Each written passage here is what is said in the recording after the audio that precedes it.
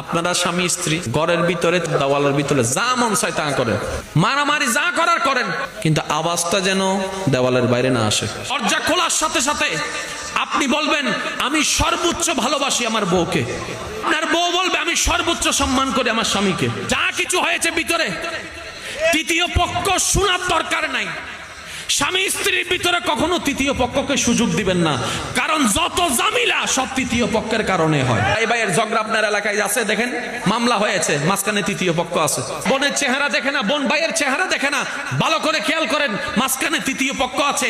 স্বামী স্ত্রীর মধ্যে ডিভোর্স এসেছে, মাঝখানে তৃতীয় পক্ষ। সেই তৃতীয় পক্ষ যেই হোক না কেন, এমনকি নিজের ঘরের মানুষ হলো, তাওকে স্পর্ধা দেওয়ার দরকার।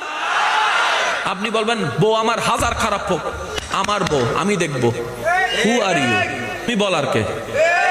তুমি বলার কে? কারণ আমার বউয়ের দায়িত্ব আল্লাহ তোমাকে দেয় নাই, আমাকে দিয়েছে। এবার আপনার স্ত্রী আপনাকে স্বামী সম্পর্কে যা তা বলছে, আপনার স্বামী এমন করে অমন করে, আপনি শুধু এতটুকু বলবেন, হ্যাঁ আমি আমার জামাইরে বলছি যে 3-4টা প্রেম করতে।